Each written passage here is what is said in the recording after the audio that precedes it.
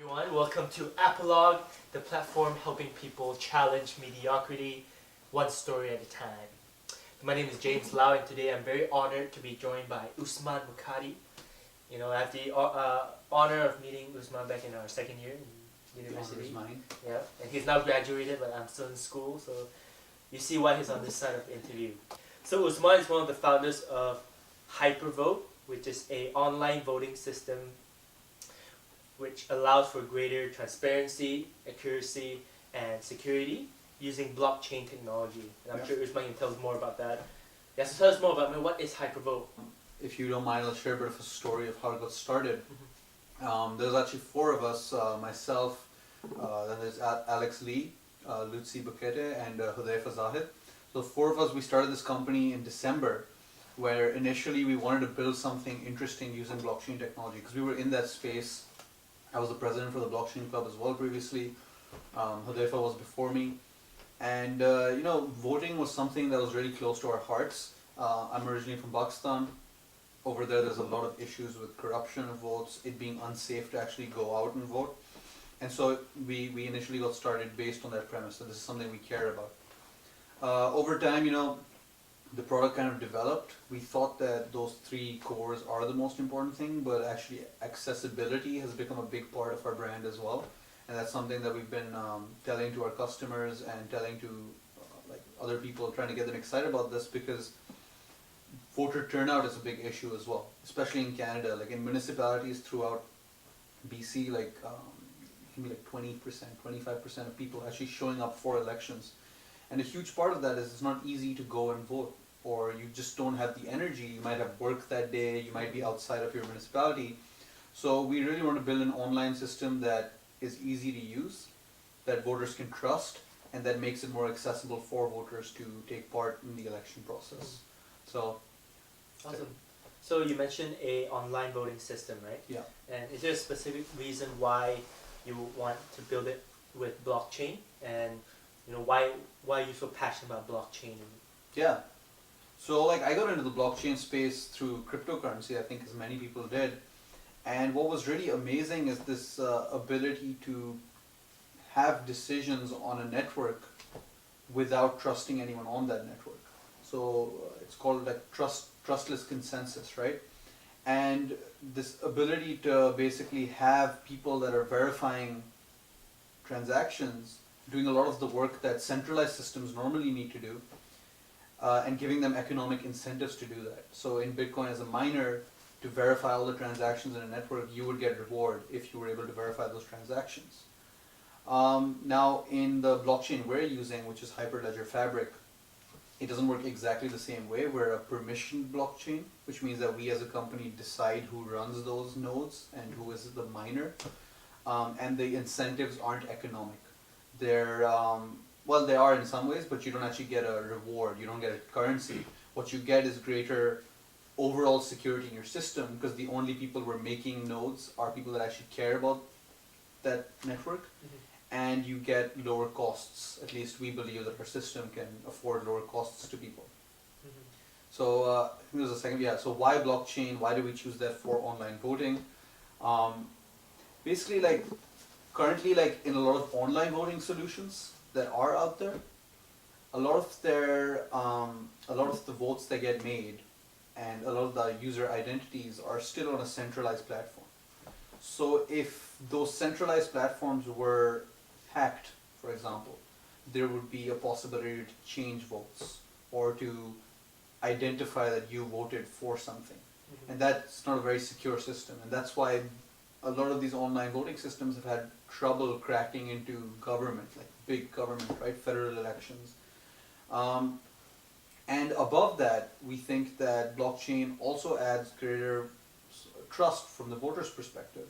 If you know that the node, the people that are verifying your transactions, isn't just one company or one government, but it's running across several governments and several outside observers, independent observers, then you can feel comfortable that this network is being trusted by a lot of people and gives you greater trust in that network as well. So obviously, we're almost the same age. But if you kind of could go back in time, say in university, what would you do differently? Would there be something you would want to study, or what would you do different, or would you not do anything different? Such a really good question, because right now I just graduated. I'm missing university a lot actually as well. So the last year and a half of my university life has been very productive, I would say. And one thing I would advise anyone that's about to especially start university is to really make the most out of the opportunities that are there. And I wish I'd done that a bit earlier. So get involved with clubs, get involved with side projects if you can. Really just be out there and try to meet people, because doors only open up if you're actually there. And you make your own luck is a famous saying. So that's very true. If you're not involved with things, it's harder to get things going. And it's also very competitive. Nowadays everyone has a degree, or it seems like everyone has a degree. We're lucky enough that we went to a university where there is some brand recognition of it as well, but at the end of the day, thousands of people are coming out with us. So being involved in a lot of side projects, being involved in case competitions, being involved in sports teams, all that stuff really does make a massive difference. And it makes you a more attractive option to companies going forward, or even to people that might want to invest in you if you start your own company. And above that, it makes you happy, because when you're busy, you have less time to feel anxious. You have less time to maybe worry about some of the silly things in life that if you're just thinking all day, it can get a bit overwhelming, right? It's actually a very good point, because I feel like sometimes when I'm bored and I have nothing to do, it's when I start thinking about life sucks, right? But really we have it good, man. No, for sure, exactly. Yeah. That in some ways makes us think even more, because we're we have it good, and what am I doing? Yeah. So it's you're busy. It's like a cycle. Yeah, exactly. Awesome.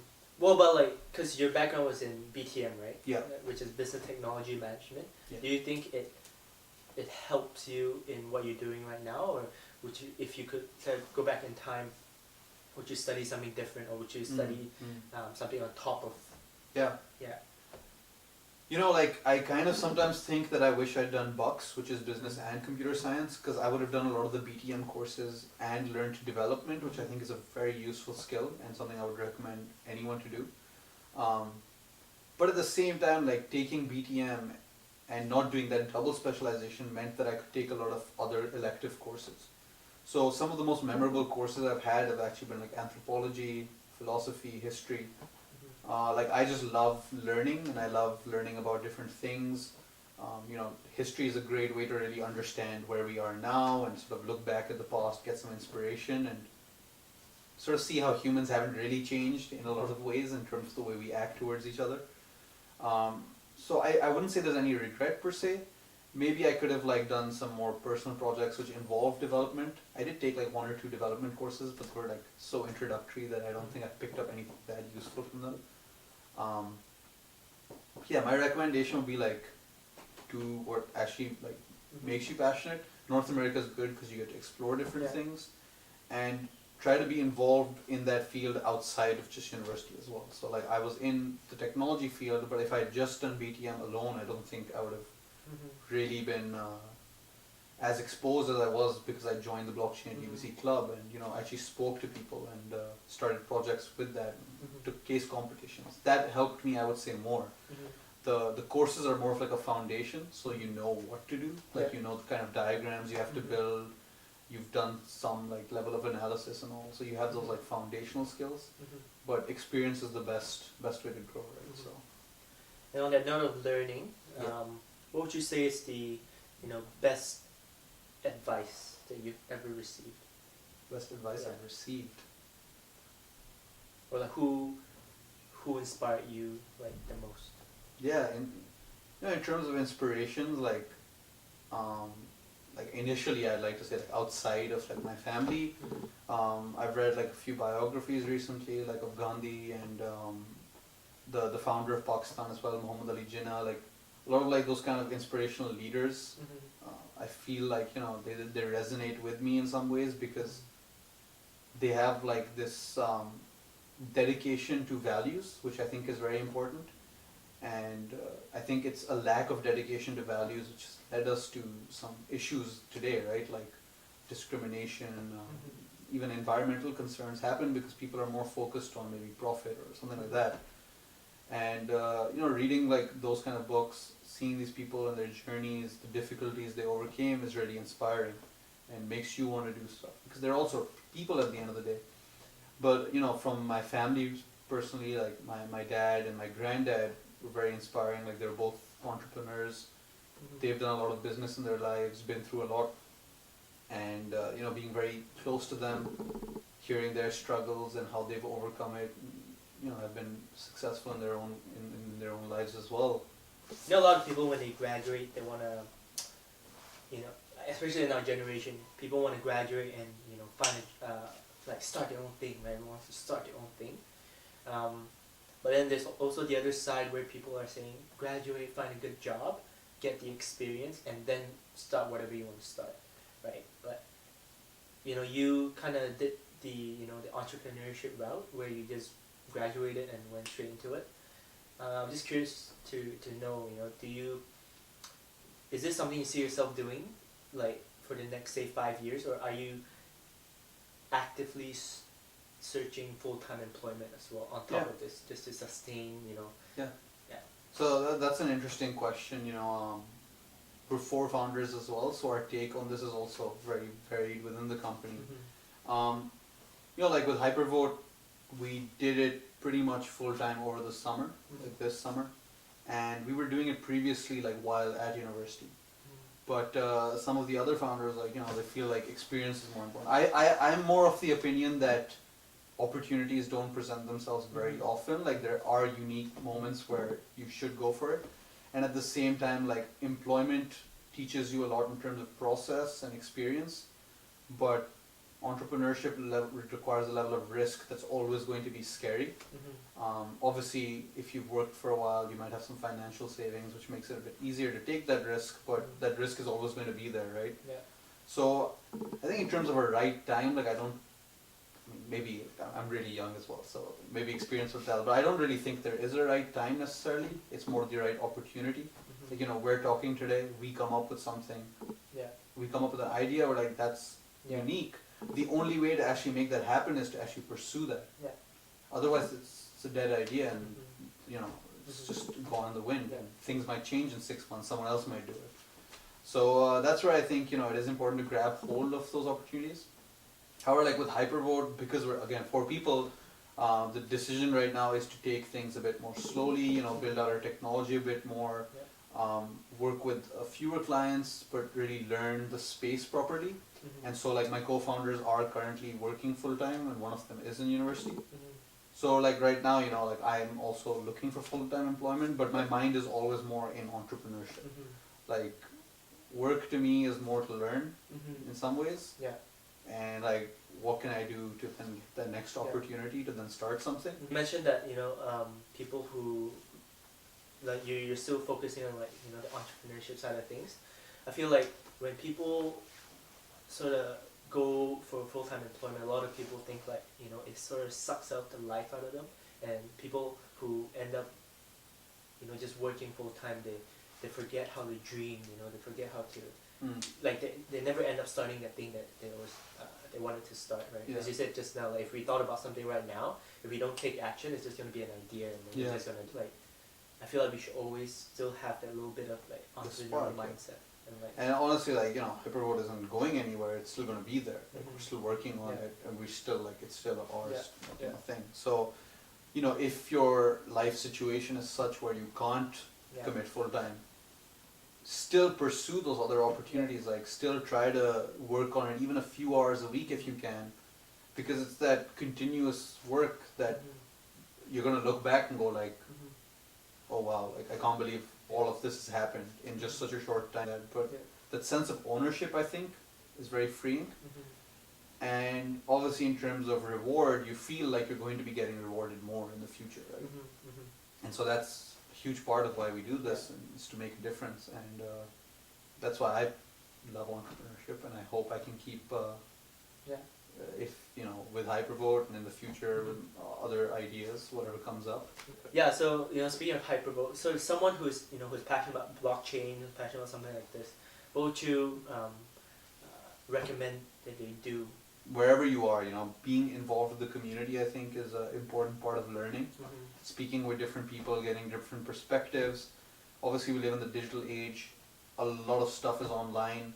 Reading like the actual white papers of Bitcoin, Ethereum, where did this idea start? Not just reading people's interpretations of that, like actually reading the thing for yourself, because that's the best way to learn it. And watching like YouTube videos, whatever the case is. And if you're a developer, it's all open source. So that's the amazing thing about this blockchain technology specifically, is a lot of it is open source based. A lot of the companies that are even coming out right now are open source companies. So you can really go on GitHub and read like a ton of documentation, a ton of code that can really help you learn a lot. I personally am not a developer, so for me it was like the meeting people was the most important part. Apologue is a place where we learn from other people's mistakes. They say the best way to learn is to learn from your mistakes, right? For But it's sure. even better to learn from someone else's. It's actually a quote by Warren Buffett. Okay. Right? So what would you say are some of the biggest mistakes that you and your team ran into when you're creating HyperVote?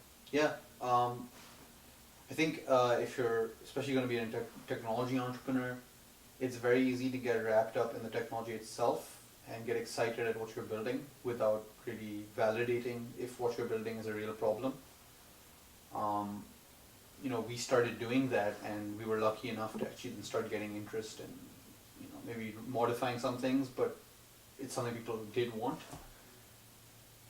But a lot of tech entrepreneurs have that issue where they'll build something and no one wants to buy it.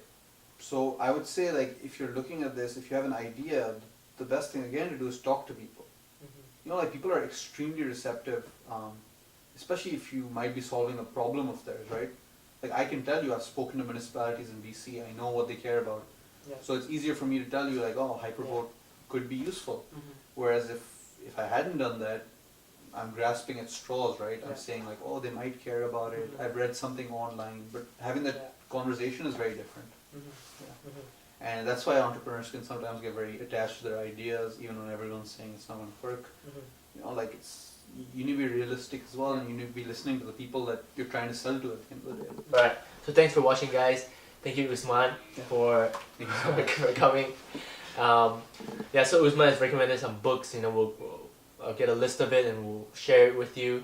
And as we all know, Apologue is a safe space to learn, and the best way to learn is from mistakes, and an even better way to learn from other people's mistakes. So we also encourage mistakes here, and it's a safe community to learn. So hopefully you enjoyed this session.